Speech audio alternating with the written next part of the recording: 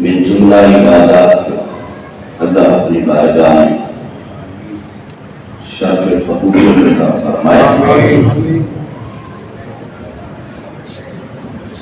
آگے ایمان کی اور عالم الشاف کی یقین اللہ رضا مبارک کا بچھڑنا ایک بہت بڑا نقصان ہے کہ وہ جو عبادات ہیں وہ شغول ہے ماہ رمضان مبارک کے بعد بالکل ہی تبدیل ہو جاتے ہیں۔ اللہ تبارک و تعالی ہمیں یہ جو ساتھ تھے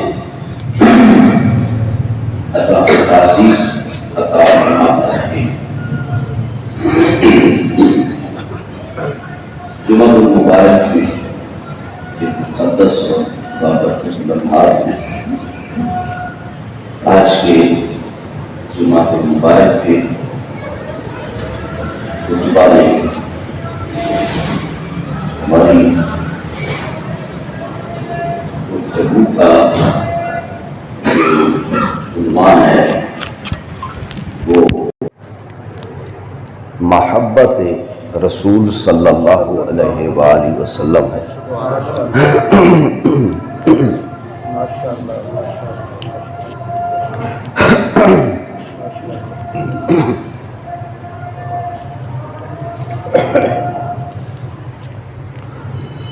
کیونکہ تمام اعمال کی جو قبولیت کی جڑ ہے وہ حضور علیہ الصلاۃ والسلام کی محبت ہے۔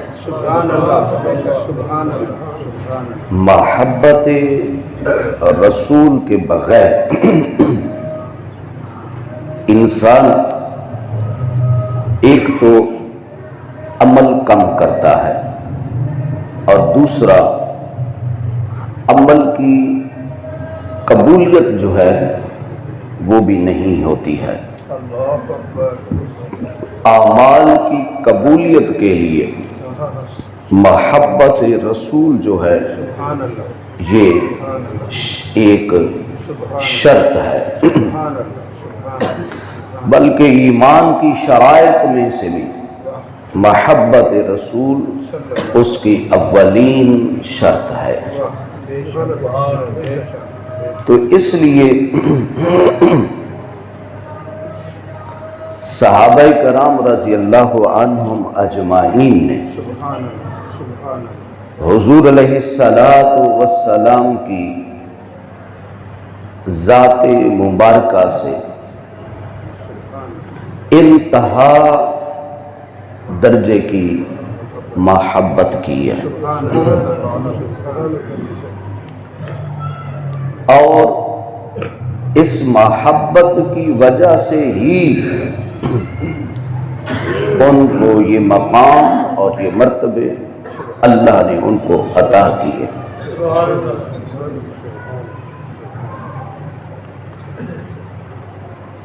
قرآن مجید برہان رشید میں اللہ تبارک و تعالی نے اہل ایمان کو حضور علیہ الصلاۃ والسلام کی ذات کے ساتھ تعلق اور حضور کی ذات کے ساتھ انتہا درجے کی محبت کا حکم ارشاد فرمایا ہے۔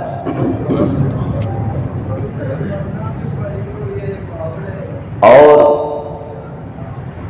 خود امام الانبیاء حضور جان رحمت صلی اللہ علیہ وآلہ وسلم نے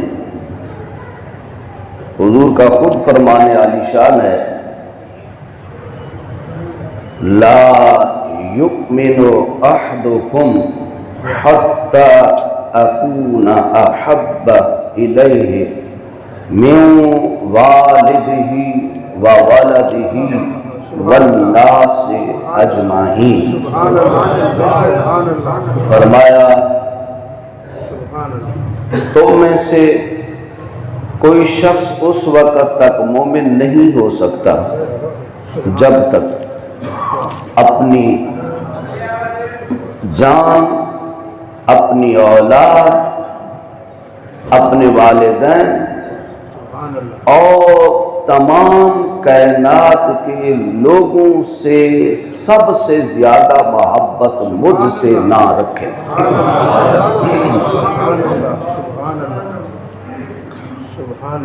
تو اس سے ثابت ہوا ہر عمل سے پہلے محبت رسول اس کی پہلی شرط ہے،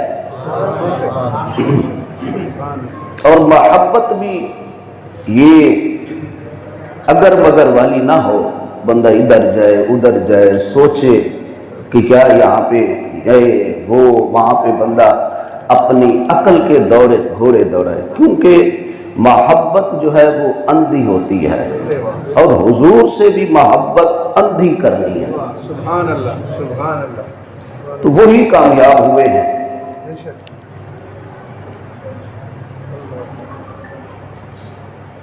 کائنات میں ہر انسان چار چیزوں سے محبت کرتا ہے، اور یہ چار چیزوں کی محبت اللہ نے انسان کی فطرت میں شامل کی ہے۔ یہ فطری محبت ہے، یہ اختیاری محبت نہیں ہے۔ اختیاری محبت یہ ہوتی ہے بندہ اپنی مرضی سے کرتا ہے، وہ اختیاری محبت ہوتی ہے، مرضی سے بندہ کرتا ہے۔ مثال کے طور پہ بندہ کسی کی آنکھوں کو دیکھتا ہے، اس کو آنکھیں پیاری لگتی ہیں، وہ اس کی آنکھوں کی وجہ سے اس سے محبت کرتا ہے۔ کسی کا چہرہ پیارا لگتا ہے اس کے چہرے کی وجہ سے، کسی کے اندر جو فن پایا جاتا ہے، کوئی ڈاکٹر ہے، بندہ کسی ڈاکٹر سے محبت کرتا ہے، کس لیے کہ یار وہ ڈاکٹر بہت اچھا ہے، قابل ڈاکٹر ہے، اس کی قابلیت کی وجہ سے، کسی عالم دین سے اس کے علم کی وجہ سے، کسی نعت خواں سے محبت کرتا ہے کہ حضور کی اچھی نعت پڑھتا ہے، کسی قاری سے محبت کرتا ہے کہ یار یہ قرآن اچھا پڑھتا ہے۔ یہ اختیاری ہے، مرضی سے کرتا ہے۔ لیکن جو فطری محبت ہے وہ بندہ نہ بھی کرے پھر بھی ہوتی ہے،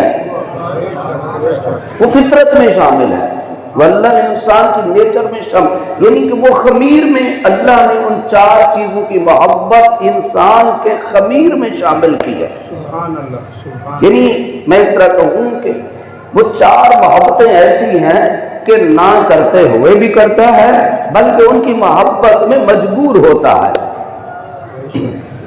تو چار چیزیں کون سی ہیں؟ پہلی چیز جو وطن کی محبت ہے، جو وطن کی محبت ہے، توجہ ہے آپ کی طرف؟ پیچھے والے سر ہی لئی جو، چلو تو روزہ بہت الگ ہے، تو روزہ بہت الگ ہے نا، سر ہی لئی جو، چلو تو معافی ہے، اگے والوں معافی نہیں ہے۔ ماشاءاللہ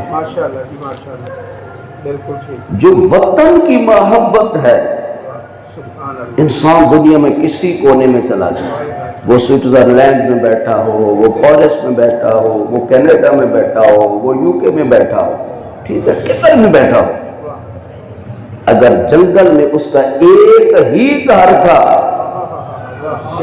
جو لوگ میگریٹ ہو کے آتے ہیں ان کو اس بات کا احساس ہوتا ہے، ٹھیک ہے نا، جو اپنے وطن کو چھوڑا ہوا ہے، جو میگریٹ ہو کے آئے ہوئے ہیں، ان کو پتا ہے کہ وہ ان کا جو گاؤں تھا آج بھی اس کو اس شہر سے کتنا پیارا لگتا ہے۔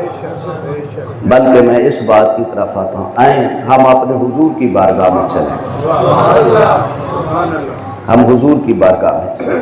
اللہ اکبر، میرے حضور میرے آقا حضور جان رحمت صلی اللہ علیہ وآلہ وسلم سبحان اللہ آقا علیہ الصلوۃ والسلام حضور جب ہجرت کرنے لگے، آقا علیہ الصلوۃ والسلام رات کا وقت ہے، حضور بیت اللہ کے سامنے کھڑے ہیں، حضور بیت اللہ کو دیکھ کے رو رہے ہیں، حضور اتنے روئے کہ حضور کی داڑھی مبارک آنسو سے تر ہو گئی، حضور زاروں کا تار رو رہے تھے، حضور مکے کے کافروں کے ظلم پہ نہیں رو رہے تھے، حضور کو پتھر مارے میرا نبی نہیں رویا، حضور کا جسم اقدس لولہان ہو گیا میرا نبی نہیں رویا، حضور کے قدموں میں کانٹے بچھائے گئے میرے نبی نہیں رویا، حضور کے جسم اقدس پر کافروں نے بدبختوں نے حضور سجدے میں تھے، ظالموں نے اونٹ کی اوجڑی اٹھا کر میرے مصطفیٰ کے جسم اقدس پہ رکھی، میرا نبی پھر بھی نہیں رویا، حضور کو آقا علیہ الصلوۃ والسلام کو شاعر کہا گیا، میرا نبی نہیں رویا، حضور کو مجنون کہا گیا، حضور نہیں روئے، میرے نبی کو جادوگر کہا گیا، میرے نبی نے نہیں کہا، معاذ اللہ میرے نبی کو جھوٹا کہا گیا، میرا نبی نہیں رویا، میرا نبی کب رویا؟ میرا نبی اس وقت رویا جب میرا حضور، میرے نبی جب ہجرت کر رہے تھے، سامنے بیت اللہ ہے، حضور نے کیا کہا؟ حضور نے فرمایا بیت اللہ تو جانتا ہے اللہ کا نبی تو اس سے کتنی محبت کرتا ہے، حضور نے کہا کہ بیت اللہ مجھے رب کی عزت کی قسم ہے، اگر یہ میری قوم مجھے نہ نکالتی تو میں کبھی اس شہر کو چھوڑ کے نہیں جاتا، وہ عظیم شہر جس کی عظمت اللہ قرآن میں اللہ نے قسم اٹھائی ہے، فرمایا لا اقسم بہذا البلد، فرمایا کہ محبوب ہمیں اس شہر کی قسم ہے۔ آگے بھی کیا جملہ ہے، آگے کیا کہا؟ فرمایا محبوب ہمیں شہر کی قسم اٹھاتے کیوں ہیں؟ لا اقسم بہذا البلد، فرمایا محبوب اس شہر کی قسم اس لیے اٹھاتا ہوں، اس لیے نہیں اٹھاتا یہاں پہ میرا گھر ہے، اس لیے نہیں اٹھاتا یہاں پہ حجر اسود ہے، اس لیے نہیں اٹھاتا یہاں پہ ملتزم ہے، اس لیے نہیں اٹھاتا یہاں پہ میزاب رحمت ہے، اس لیے نہیں اٹھاتا محبوب یہاں پہ مطاف ہے، اس لیے نہیں اٹھاتا محبوب یہاں پہ حتیم ہے، یہاں پہ رکن یمانی ہے، یہاں پہ رکن عراقی ہے، یہاں پہ صفا و مروہ ہے، یہاں پہ جبل رحمت ہے، یہاں پہ میدان عرفات ہے، فرمایا محبوب اس لیے نہیں اٹھاتا، یہ ساری چیزیں عظمت والی ہیں، مولا پھر کیوں اٹھاتا ہے؟ فرمایا وَأَنْتَ حِلٌّ بِهَذَا الْبَلَدِ، فرمایا اس لیے کہ محبوب اس شہر میں تو پیدا ہوا ہے۔ حضور جس شہر میں پیدا ہوں اللہ کو وہ شہر بھی پیارا ہے، رب وہ شہر کی قسم اٹھاتا ہے، اور حضور زاروں کا تار رو رہے، کس چیز کے لیے رو رہے تھے؟ حضور اپنے اس گھر کو چھوڑنے کے غم میں رو رہے تھے کہ وہ دل میں وہ جو وطن کی محبت جو اللہ نے ڈال دی ہے، اگر نبی بھی چھوڑتا ہے نبی کو بھی اس کی تکلیف ہوتی ہے، سبحان اللہ تو یہ جو وطن کی یہ محبت ہے یہ کبھی بھی انسان کے دل سے نہیں جا سکتی، بے شک بے شک، بلکہ کئی لوگ ایسے ہوتے ہیں مرنے سے پہلے وہ وصیت کرتے ہیں مجھے دفن بھی اپنے شہر میں جا کے کرنا ہے، وہ کیا ہے یار، کیوں جا رہا ہے وہ شہر؟ کیا تھا ساری زندگی جہاں پہ شہر کی رنگینیاں گزارتا رہا، جہاں پہ رونقیں اولاد کو بھی چھوڑ کے جا رہا، کہتا مجھے دفن کرنا، یار وجہ کیا ہے؟ فرمایا اس لیے لوگوں میں نے تمہارے دل میں وطن کی محبت کو رکھ دیا، وطن کی محبت ہر انسان کے ضمیر میں شامل ہے۔ دوسرا، ہر شخص جس چیز سے محبت کرتا ہے، ہر شخص اپنی اولاد سے محبت کرتا ہے، سبحان اللہ سبحان اللہ، یہ اولاد کی محبت یہ میرے رب نے انسان کی فطرت میں رکھ دی ہے، جیسی ہو نکمی ہو، جیسی ہو بدکار ہو، بد کردار ہو، جیسی بھی ہو، لیکن ماں باپ اس سے محبت کرتے ہیں، اور پھر کیسی ہی کیوں نہ ہو، ہم اس کو کہیں گے نا معاذ اللہ وہ بدصورت ہے، یہ میرے اور آپ کے جملے ہیں، لیکن رب کی بارگاہ میں ایسا جملہ نہیں ہے، ٹھیک ہے؟ یا میں وہ اکثر یہ جملہ کہتا ہوں، اگر کسی کا بیٹا اب نارمل ہو، وہ کھاتا بھی بستر پہ ہو اور وہ سٹول وغیرہ بھی بستر پہ کرتا ہو، لیکن اس ماں باپ کو کائنات میں سب سے زیادہ بچہ وہی پیارا لگتا ہے، یہ کیا ہے؟ یہ وہ محبت ہے جو رب نے خمیر میں شامل کر دی ہے۔ کائنات میں کوئی بھی ہمارے ساتھ نیکی کرے، احسان کرے، وہ دل میں یہ تصور رکھتا ہے کہ آج میں اس کے ساتھ نیکی کر رہا ہوں، کل یہ میرے ساتھ کرے گا۔ کسی لالچ کی بنیاد پر کی جاتی ہے۔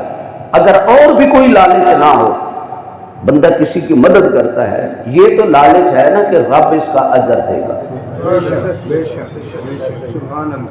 لیکن کائنات میں اولاد واحد چیز ہے جس سے انسان جس کی خدمت بغیر لالچ کے کرتا ہے، بغیر لالچ کے اولاد کی خدمت کرتا ہے، کسی قسم کی لالچ نہیں ہوتی اولاد سے۔ بلکہ کئی ماں باپ کو کہتے ہیں کہ بیٹا ہمیں تیری کسی چیز کی ضرورت نہیں ہے، لیکن اس کے باوجود بھی اس اولاد کی محبت رب کائنات نے اس کے دل میں، اس کی فطرت میں شامل کر دیا۔ تیسری چیز جو انسان کی فطرت میں شامل ہے وہ مال سے محبت کرنا۔ ہر بندہ مال سے محبت، یہ اور ہے، کوئی کم کرتا ہے، کوئی زیادہ کرتا ہے۔ محبت مال بری چیز نہیں ہے، بات ذہن میں رکھنی۔ مال و دولت سے محبت بری چیز نہیں ہے، اس کی محبت میں غرق ہو جانا یہ برا ہے۔ مال کی محبت میں غرق ہو جانا کہ نہ انسان کو رزاق کی فکر بھی ختم ہو جائے، یہ بری چیز ہے۔ ورنہ مال کو کمانا، دولت کو کمانا کس طرح؟ رزق حلال کے ذریعے کمانا، پھر کما کے رزق حلال کے ذریعے کما کے پھر اللہ کی مخلوق میں تقسیم کرنا، یہ کائنات کی عظیم نیکیوں میں سے یہ نیکیاں ہیں۔ تیسری چیز مال کی محبت ہر انسان کی فطرت میں شامل ہے۔ اور چوتھی چیز سب سے زیادہ انسان جس سے محبت کرتا،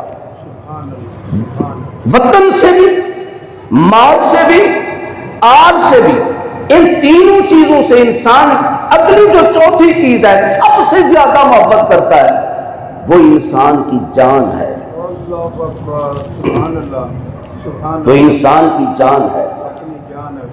بندہ جان بچانے کے لیے اپنا سارا مال خرچ کر دیتا ہے، کہتا ہے میری جان بچ جائے مال لگا دو۔ جان کے لیے انسان اپنے وطن کو قربان کر دیتا ہے۔ اگر کوئی بیماری ہو تو وہ کہتا ہے مجھے کسی اور ملک میں لے چلو، وطن کو چھوڑو، بیماری پھر اگر صحت آ جائے گی پھر واپس آ جاؤں گا۔ اولاد کے لیے بھی اپنی انسان جان جو ہے اولاد کے لیے، ہم نے دیکھا کہ باپ، آج کل ہم جس دور میں سے گزرے کہیں باپ اپنی اولاد کو مار رہا ہے، یہ ہمارے سامنے ہے۔ اپنی جان کو بچانے کے لیے، مال کے لیے، جس چیز کے لیے بھی، یہ جان جو وہ چیز ہے جس سے انسان کائنات میں سب سے زیادہ محبت کرتا ہے۔ اب یہ جملہ توجہ سے سنیے گا، چار چیزوں کی محبت اللہ نے انسان کی فطرت میں رکھی ہے: وطن کی محبت، مال کی محبت، آل کی محبت، جان کی محبت۔ اور میں قربان جو صحابہ کی عظمت پہ، مصطفیٰ کے غلاموں نے یہ ساری چیزیں حضور کی جان پہ قربان فرما دی۔ حضور نے کہا کعبہ چھوڑو، چھوڑ دیا۔ بھلا جو بندہ 10 دنوں کے لیے، 15 دنوں کے لیے، 21 دن کے لیے، 28 دنوں کے لیے جاتا ہے، کسی کا دل چھوڑتا ہے، کرتا ہے وہاں پہ چھوڑنے کے لیے، لیکن آنا پڑتا ہے۔ ہم تو گئے تھے چند دن کے لیے، جو پیدا ہی مکے میں ہوا، جس نے آنکھ کھولی تو سامنے بیت اللہ تھا، جس نے ساری زندگی جس نے مکے کی ہواؤں میں گزاری ہیں، وہ صحابہ نے یہ نہیں کہا کہ یا رسول اللہ ادھر مکہ ہے کیسے چھوڑ جائیں، اللہ کا گھر ہے۔ صحابہ نے کہا ہمیں اللہ بھی تو ملا ہے، حضور کے صدقے ہی تو ملا ہے۔ حضرت عثمان غنی رضی اللہ تعالیٰ عنہ جب اب گئے نا مکے میں صلح حدیبیہ کے موقع پہ، حضور کے قاصد بن کر گئے، حضور کے قاصد بن کر گئے، حضور نے بھیجا۔ مکے کے کافروں نے حضرت عثمان غنی رضی اللہ تعالیٰ نے مکے کے کافروں نے کہا اے کفار مکہ سنو، ہم کو جنگ کرنے کے لیے نہیں ہے، حضور کا ارادہ جنگ کا نہیں ہے، اگر جنگ کا ہوتا تو حضور اسلحہ لے کر آتے، تلواریں لے کر آتے، ہمارے نبی جنگ کرنے نہیں ہے، حضور عمرہ کرنے کے لیے ہیں۔ مکے کے کافر کہنے لگے عثمان تیرے نبی کا بعد میں سوچیں گے، چلو تم تو طواف کر لو نا۔ اللہ اکبر۔ وہ تو چلو جب معاہدہ ہوگا، صلح نامہ ہوگا، بات کی بات ہے، تو مکہ لے آ گیا ہے، حرم تیرے سامنے ہے، بیت اللہ سامنے ہے، اس کا طواف کر لے۔ عثمان تیری عظمت پہ قربان جاؤ، عثمان تیری محبت پہ قربان جاؤ۔ حضرت عثمان غنی رضی اللہ تعالیٰ عنہ نے اچھا ادھر صحابہ نے حضور کو کیا کہا؟ اللہ اکبر، سبحان اللہ۔ آپ کی توجہ ہے میری طرف؟ ادھر حضرت عثمان غنی رضی اللہ تعالیٰ عنہ کے بارے میں صحابہ نے کیا کہا؟ صحابہ نے کہا یا رسول اللہ صلی اللہ علیہ وسلم، آقا عثمان بڑا خوش قسمت ہے، ہم ادھر بیٹھے ہیں اور عثمان تو طواف کر رہا ہوگا، عثمان تو حرم میں نمازیں پڑھ رہا ہوگا۔ میرے نبی نے کیا جملہ کہا؟ دل کے کانوں سے سنیے گا۔ میرے حضور علیہ السلام نے فرمایا صحابہ سنو، میرا عثمان میرے بغیر طواف کر ہی نہیں سکتا ہے۔ اور جب حضرت عثمان کو کہا گیا عثمان طواف کر لو، آپ نے فرمایا پاگل ہو گئے، حضور کے بغیر طواف کر لو۔ تو مولوی سے پوچھئے کس حدیث میں لکھا ہے حالانکہ سامنے مطاف آ جائے طواف کر لو؟ لیکن عثمان نے کہا میں اس طواف کو کیا کروں جو حضور کے بغیر ہو؟ وہ صحابہ کا عقیدہ تھا، عبادت بھی وہ ہے۔ آج تو مولوی کہتا ہے نا، کتاب رشید احمد گنگوئی نے کتاب لکھی ہے تزہیر الناس، دیوبندیوں کا مولوی ہے، اس نے معاذ اللہ اپنی کتاب میں لکھا ہے اگر نماز میں گدے اور بیت کا خیال آ جائے تو نماز نہیں ٹوٹتی، لیکن اگر نبی کا خیال آ جائے تو معاذ اللہ نماز ٹوٹ جاتی ہے۔ میں نے کہا مولوی تیری نماز تو ٹوٹ جاتی ہوگی کیونکہ تمہیں آتے ہی کھوتے کے خیال ہے، تمہیں تو نماز میں آتے ہی گدے اور کھوتے کے خیال ہے، تیرا دماغ بھی پلید ہے، تیرا دل بھی پلید ہے، تجھے خیال بھی پلید آئیں گے، تیرے خیال میں تو نبی آنا ہی نہیں ہے، تیرے دل میں کدھر نبی آئے گا؟ جو نبی کے بارے میں یہ عقیدہ رکھے، صحابہ کا یہ عقیدہ تھا، وہ نماز ہی نہیں ہے جس میں حضور کا خیال نہ آئے، بلکہ صحابہ تو حضور سے اتنی محبت خیال کی بات کرتا ہے۔ مولوی اپنا علاج کرا، کیوں قوم کو تباہ کر رہا ہے، کس چیز میں لے کے جا رہا ہے؟ صحابہ کرام رضی اللہ عنہ ہم نماز پڑھتے ہمیں حکم ہے جب ہم قیام میں کھڑے ہوں سجدے والی جگہ پہ دیکھیں، ہم جب قیام کریں تو سجدے والی جگہ پہ دیکھیں، حکم ہے۔ لیکن اور صحابہ سے پوچھتے ہیں صحابہ جب تم نماز پڑھتے تو تم کیا دیکھتے تھے؟ ہمیں حکم ہے نماز پڑھو قیام والی جگہ، سجدے والی جگہ پہ دیکھو، لیکن صحابہ کرام رضی اللہ عنہم اجمعین کہتے ہیں جب ہم نماز پڑھتے تھے ہم زمین پہ نہیں دیکھتے تھے، ہم نماز میں بھی رخ مصطفیٰ کو دیکھتے تھے۔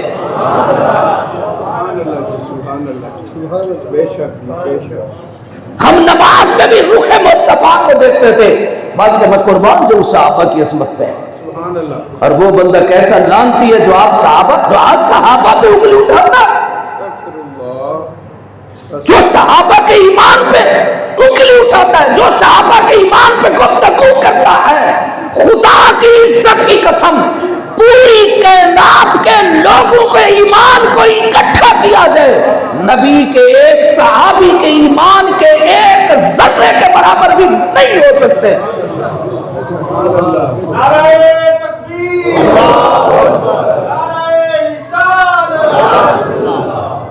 حضور علیہ السلام کے حضور کے آخری دن ہے، حضور علیہ السلام نے حضرت ام المومنین حضرت سیدتنا حضرت اما عائشہ صدیقہ رضی اللہ تعالی عنہا کو حکم دیا، صحابہ مسجد میں کھڑے ہیں، حضور کا انتظار ہو رہا ہے، نماز کا ٹائم ہو گیا، صحابہ بیٹھے، امام آئے گا تو نماز ہوگی نا،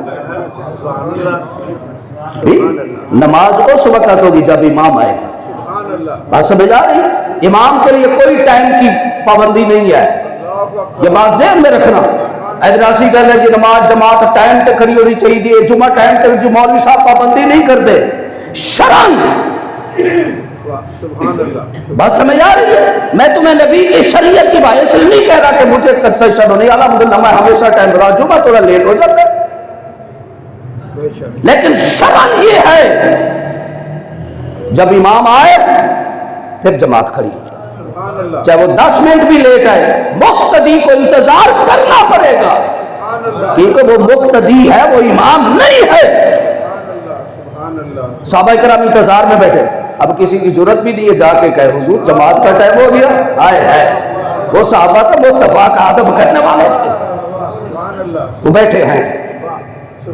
حضور علیہ السلام نے آنکھ کھولی، حضور نے فرمایا عائشہ ابو بکر کو کہو نماز پڑھے۔ حدیث لمبی ہے، وقت موضوع بھی لمبا ہے، میں جو بات کر رہا ہوں حدیث لمبی ہے، جو میں بات کرنا چاہتا ہوں اینڈ کی جو بات ہے وہی کر رہا ہوں۔ حضور علیہ ابو حضرت صدیق اکبر کو کہا جماعت کر، آپ نے جماعت کھڑی کی۔ حضور علیہ السلام نے حضرت علی المرتضیٰ اور حضرت عباس کو حضور نے بلایا، حضور علیہ السلام، اور آپ نے فرمایا مجھے دونوں اپنے کاندھوں سے سہارا دو، مجھے سہارا دو، میں دیکھنا چاہتا ہوں کہ میرے صحابہ ابو بکر کے پیچھے نماز کیسے پڑھ رہے ہیں۔ حضور علیہ السلام ام عائشہ صدیقہ کا حجرہ مبارک اس طرح ہے، مسجد نبی کے اس سائڈ پہ ہے ام عائشہ کا حجرہ، اور دروازہ بالکل مسجد نبی کے اندر کھلتا ہے۔ حضور علیہ السلام مسجد میں انٹر ہوئے، جوں ہی دروازہ کھلا، اب صحابہ نماز میں کھڑے ہیں۔ یہ ایسے تصور کر لیں، سامنے قبلہ ہے، ادھر اما عائشہ صدیقہ کا حجرہ مبارک ہے، حضور دروازے سے مسجد نبوی میں داخل ہوئے، اب صحابہ نے جب حضور کے قدموں کی آواز سنی اور بعض روایت میں ہے کہ رخ مصطفیٰ کا نور سامنے دیوار پہ پڑا،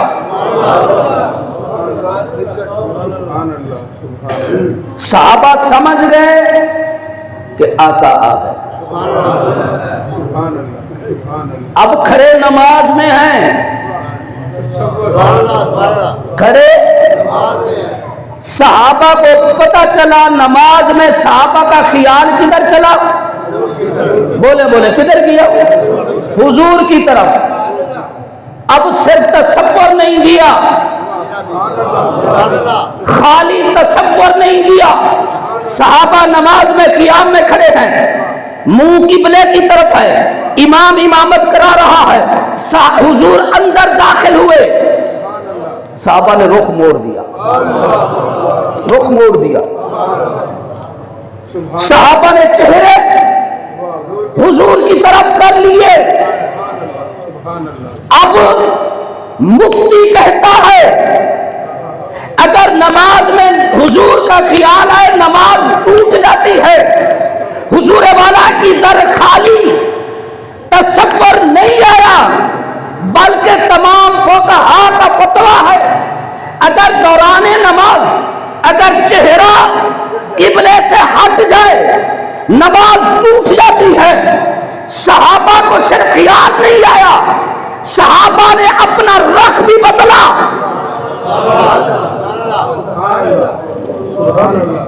صحابہ نے رخ بھی بدلا۔ چاہیے تو یہ تھا کہ نماز ٹوٹ جاتی، حضور فرماتے ہیں نماز دوبارہ ادا کرو، لیکن نبی نے فرمایا اتم الصلاۃ، حضور نے فرمایا نماز پوری کرو، حضور نے فرمایا سیدھے ہو جاؤ، نماز پوری کرو۔ حضور والا صحابہ نماز میں حضور کو دیکھنے کے لیے اگر چہرہ بھی قبلے سے ہٹا دیں، یہاں پر میرے اعلیٰ حضرت مجدد دین و ملت الشاہ حضرت امام احمد رضا فاضل بریلوی فرماتے ہیں، آپ فرماتے ہیں حاجیو آؤ شہنشاہ کا روضہ دیکھو، کعبہ کو دیکھ چکے اب کعبے کا کعبہ دیکھو۔ صحابہ کہتے ہیں اگر ہمارا چہرہ کعبے سے ہٹا تو کیا ہوا، ہم نے چہرہ ادھر کیا جس کا کعبہ بھی طواف کرتا ہے، جس کو کعبہ بھی سجدہ کرتا ہے۔ یہ تھی صحابہ کی حضور سے محبت۔ حضور نے کہا صحابہ کو وطن چھوڑو، صحابہ نے مڑ کے نہیں دیکھا، کہا اولاد چھوڑو، اولاد بھی چھوڑ، ماں باپ بھی چھوڑ دیا، بیوی بچے بھی چھوڑ دیے، کہا حضور آپ راضی ہو جائیں۔ غزوہ احد میں ام عمارہ رضی اللہ تعالی عنہ، اس کا باپ، اس کا بھائی، اس کا بیٹا، اس کا خاوند، چارے شہید ہو گئے، چاروں شہید ہو گئے۔ اور ادھر افواہ پھیلی کہ معاذ اللہ حضور علیہ السلام کو شہید کر دیا گیا۔ جب مدینہ پاک میں یہ خبر پہنچی، کہرام بچ گیا۔ حضرت ام عمارہ رضی اللہ تعالی عنہا یہ مدینہ پاک سے بہر آ گئی۔ صحابی آئے، ایک صحابی نے کہا ام عمارہ تیرا باپ شہید ہو گیا۔ آپ نے فرمایا میرے باپ کی بات نہ کر، بتا میرے نبی کا کیا حال ہے۔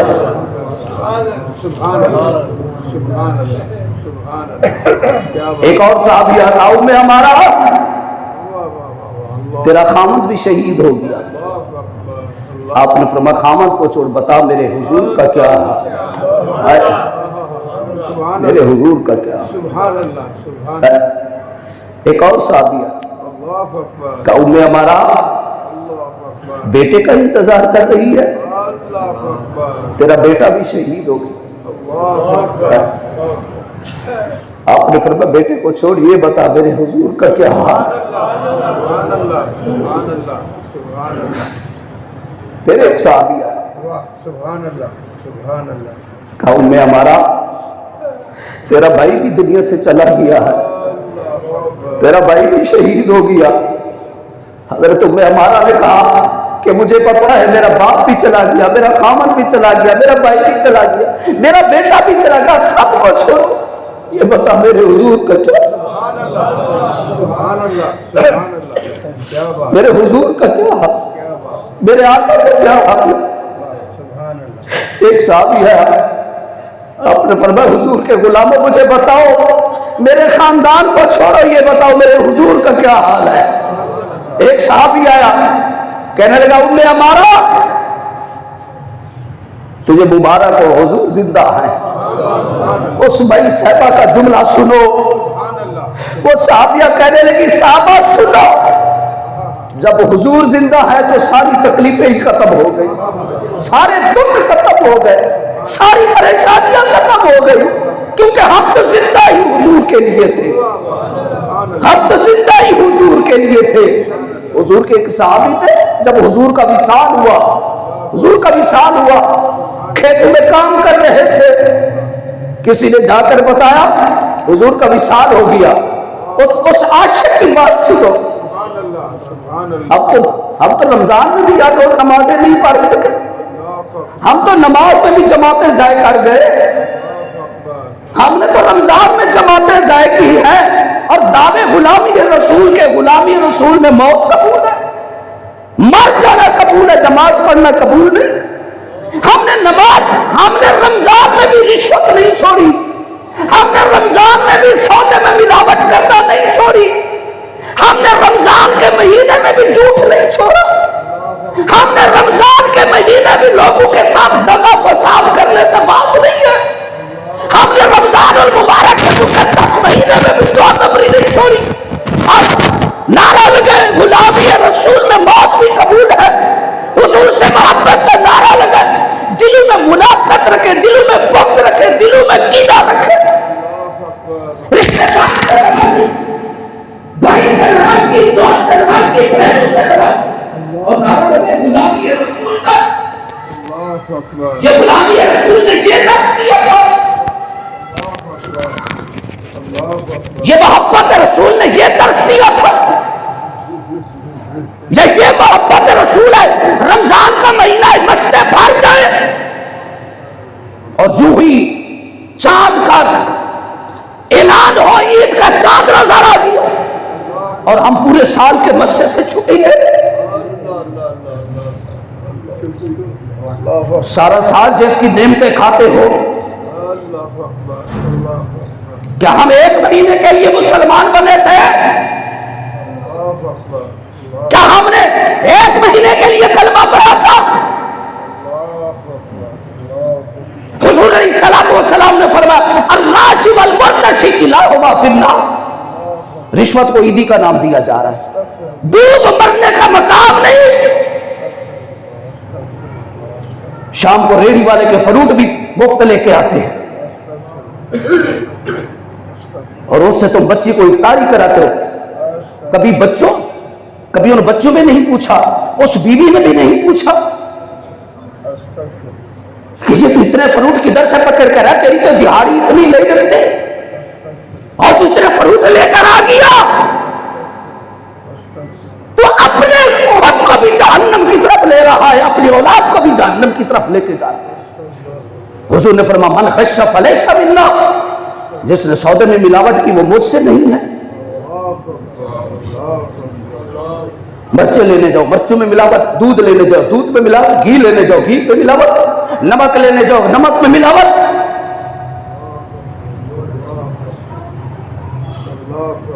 نعرہ ہے غلامی رسول میں موت قبول ہے۔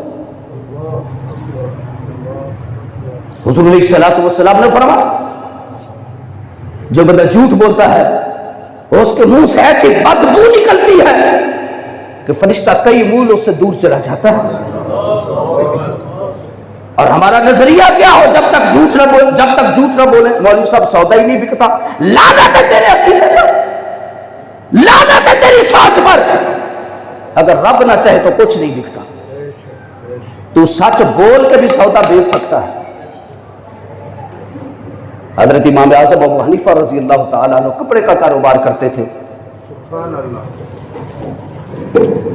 نماز پڑھنے کے لیے گئے، پیچھے ملازم تھا، توجہ ہے، پیچھے ملازم کو بٹھایا، کہا کپڑے بیچنے ہیں، واپس ہے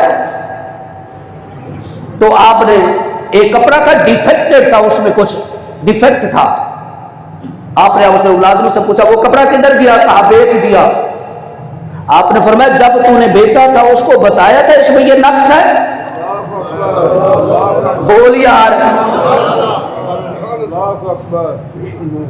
ہم تو پھل بھی بیچے، گندی چیز جان کو اس میں ڈال دیتے، اچھا پھل نکال کے گندا پھل اس میں ڈال، پھر کہتے جی ساجا ریڑیاں بھی چوک گیا نے، میں کہو تینوں بھی چوک کے جان دیتے چنگا سی، تو چکا جاتا چنگا سی۔ رمضان میں بھی لوگوں سے دھوکا یار، مسلمان تو کیا ہم خالی رمضان کے مسلمان؟ میرے امام صاحب حضرت امام اعظم ابو حنیفہ رضی اللہ تعالیٰ عنہ، آپ نے اپنے ملازم سے کہا، اس کو بتایا تھا کپڑے میں نقص کا، حضور نہیں ہے۔ اگلا جملہ سن اپنے امام کا، جی وہ بابے جی ہوتے کرتے ہی کوئی نہیں سی، میں نے کہا میرے بابے نے جو کیا کسی نے کیا ہی نہیں ہے۔ امام اعظم ابو حنیفہ جو میرا امام ہے، حنفیوں کا امام ہے، حضرت امام اعظم ابو حنیفہ رضی اللہ تعالیٰ عنہ، آپ نے کہا ملازم کو کیا اس کو نقص بتایا تھا؟ کہا نہیں بتایا۔ اس نے کہا، آپ نے کہا کہ پیسے کدھر ہیں؟ کہا جو پیسے دیے وہ کدھر دے؟ کہا گلے میں ڈال دیے۔ کہا پتہ ہے جو اس نے پیسے دیے تھے؟ اس نے جو پیسے دیے تھے پتہ ہے؟ کہ حضور وہ میں مکس ہو گئے۔ آپ نے فرمایا سارا گلا اٹھا جا کے تقسیم کر دے۔ ادھر جناب 2 نمبریاں کر کے شام کو دیوالیاں لگا کے بچوں کو 5 اسٹار ہوٹل پہ کھانے کھلاتے ہو، رشوت لے کر بچوں کو کھانے کھلاتے ہو، سودے میں ملاوٹ کر کے بچوں کو کھانے کھلاتے ہو، تو کہہ دو پھر ھذا من فضل ربی، یہ ھذا من فضل ربی تھا۔ رشوت کھا کے، سود کھا کے، سودے میں ملاوٹ کر کے، لوگوں کو دھوکہ دے کے پیسہ کمایا، اور شام کو جا کر بچوں کو افطاریاں کرا رہے ہو۔ کوئی روزہ نہیں ہے، بھوکا مرنا ہے، پیاسا مرنا ہے۔ آج رمضان المبارک کا آخری جمعہ، پتہ نہیں پھر کسی کو نصیب ہوتا ہے، قسمت یا نصیب۔ جمعہ تو بعد کی بات ہے، پتہ نہیں جمعے کے بعد بھی زندگی ہے یا نہیں ہے۔ رب سے وعدہ کر کے جاؤ، مولا آج کے بعد جھوٹ نہیں بولیں گے انشاءاللہ۔ مولا آج کے بعد جھوٹ پھر بولیں، جھوٹ مر جائیں گے، مر جائیں گے، مولا جھوٹ نہیں بولیں گے، کسی کے ساتھ دغا فساد نہیں کریں گے، 2 نمبریاں نہیں کریں گے، تیرے نبی کے سچے غلام بنیں گے۔ اور نماز رمضان کے بعد بھی تیری مسجد کو اس طرح آباد رکھیں گے انشاءاللہ عز و جل۔ یہ جمعۃ الوداع پہ انشاءاللہ مولا ہم تیرے نبی کی محبت میں یہ وعدہ کرتے ہیں، زندگی تیرے نبی کے حکم کے مطابق۔ آخری حدیث پاک سماعت فرمائے۔ آج کا موضوع تھا محبت رسول، جنہیں آخر تے آئے نہیں وہ سنیں، جنہوں نے سے سنا، شروع سے سنا۔ حضور کے صحابی حضرت انس بن مالک رضی اللہ تعالی حدیث کے راوی ہیں، آپ فرماتے ہیں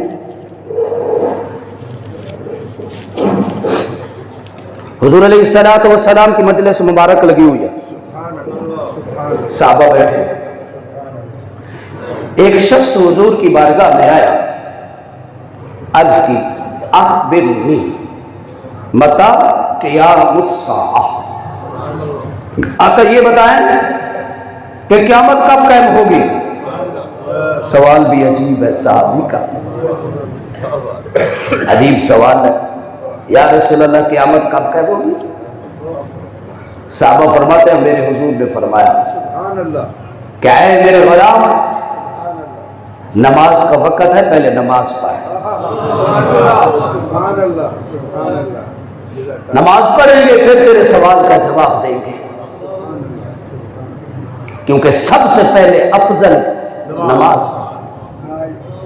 ساری اذان ہو گئے، اسی کہنے چلو اے بھی کر لئیے، اے بھی کر لئیے، کوئی مہمان آ گئے، چلو جی مہمان کو بھی ٹائم دیتی ہے، اس مہمان کو سلام کر، انہیں کہا تیری مہربانی، جس مہمان کی وجہ سے نماز رہ جائے ان کو ہاتھ باندھ لاؤ، سب جا رہی، اس مہمان کو ہاتھ باندھ لاؤ، تیری مہربانی یار، تو ساڑھے کار دا نہیں بے نمازی۔ حضور نے فرمایا نماز پڑھو، نماز ہو گئی، حضور نے فرمایا این السائل، حضور نے فرمایا کدھر ہے سوال کرنے والا؟ صحابی کھڑا ہو گیا، عرض کی یا رسول اللہ صلی اللہ علیہ وسلم آقا مجھے بتایا قیامت کب قائم ہوگی؟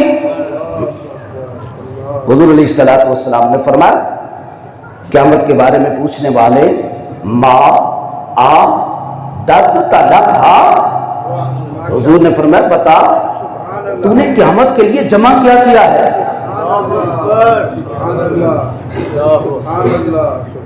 جمع کیا کیا ہے قیامت کے لیے؟ ہم بھی دیکھیں ہم نے کیا اکٹھا کیا ہے۔ وہ بول پڑا ما عادت لہا ولا کثیر صلاتا ولا کثیر صوما، یا رسول اللہ میں کچھ نہیں جمع کیتا، نہ میرے کو بہت نمازاں نے نہ بہت روزے نے، میرے کو کچھ نہیں۔ اب یہاں پر یہ نہ سمجھنا کہ واقعی معاذ اللہ بے نمازی سی، کئی بھی پٹھی فرقی ہوتی ہے نا، انہوں نے نیگیٹو ہی جانا ہوتا ہے، अपनी अपनी फिरकी है ना, जिधर गूंज है, किसी की किधर घूमती है, किसी की किधर घूमती है। अल्लाह अकबर। अब ये नहीं था कि वो नमाजी नहीं था, साबी और बेनमाजी हो, अस्तगफिरुल्लाह। और सहाबा तो वो थे, ऐन लड़ाई में अगर हो गया वक्त नमाज, एक ही सफ में खड़े हो गए महबूद व अय्याज। बंदा मोहताज गनी एक हुए, तेरी सरकार में पहुंचे तो सभी एक हुए। सहाबा तो नमाज दौराने लड़ाई, दौराने जिहाद अगर नमाज का टाइम हो गया, दुश्मन सामने है, तलवार लटक रही है, वो नमाज की तरफ पहले है। वो साबी करने लगा, या रसूल अल्लाह, ना ज्यादा नमाजें ना ज्यादा रोजे, इबादत का ढेर नहीं है। तो मेरे आका अलैहिस्सलातु वस्सलाम ने फरमाया, फिर क़यामत का क्यों पूछा? जब तेरी तैयारी नहीं तो क़यामत का क्यों पूछा? या रसूल अल्लाह, मेरे पास और तो कुछ नहीं है, लेकिन एक चीज मेरे पास है। मेरे पास, हुजूर ने फरमाया, कौन सी? अर्ज की, इल्ला इन्नी उहिब्बुल्लाह व रसूलहू। आका, सिर्फ एक चीज है, मैं खुदा से भी मोहब्बत करता हूँ, मुस्तफा से भी मोहब्बत करता हूँ। अब वो साहबी जब ये ना कहा तो वमा यंतिकु अनिल हवा वाली जुबान बोल पड़ी।